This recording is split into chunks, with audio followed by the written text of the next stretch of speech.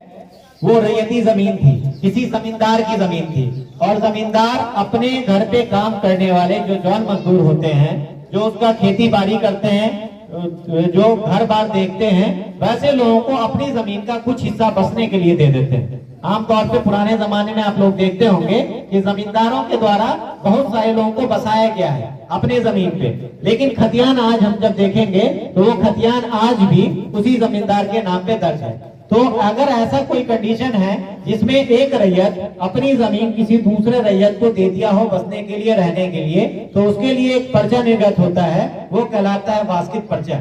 तो अगर आपके पास वास्कित पर्चा बना हुआ है, वास्कित पर्चा आपको प्राप्त है, तो उस वास्कित पर्चा के आधार पे भी सर्वे का काम होगा और भूमि पर दावा के आधार में आप लिखिएगा वास्कित पर्चा से प्राप्त भूमि, वास्कित पर्चा से प्राप्त भूमि।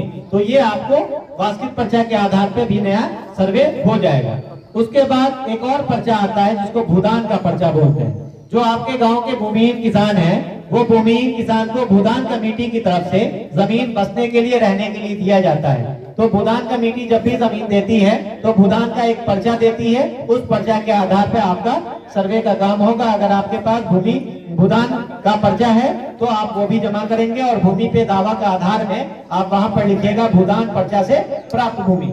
उसके बाद आप लोग सुनते होंगे पुराने जमाने जमीन बहुत ज्यादा थी, जमीन की कोई लिमिट नहीं थी। 500 बीघा, 600 बीघा, 1000 बीघा, ऐसे ऐसे जमींदार हुआ करते थे जिनके पास इतनी जमीन हुआ करती थी।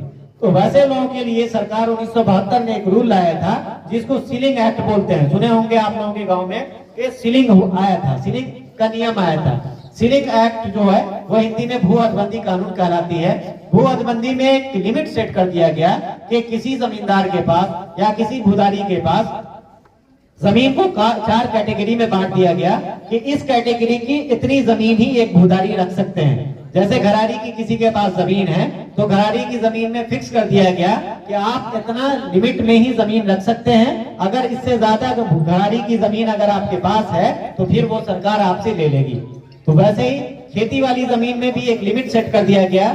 इस लिमिट के अंदर अगर आपके पास जमीन है तो वो आपकी होगी, और अगर उस लिमिट से ज्यादा उस जमीन आपके पास है तो आपसे सरकार वो ले लेगी। भू हदबंदी एक्ट के तहत वो आपसे छीन लेगी। तो वो रूल आया था 1972 में और भू हदबंदी हुआ। बहुत सारे जमींदार लोगों की जमीन भू हदबंदी कानून में चली गई, सरकार उसको अपने अंडर में ले लिया।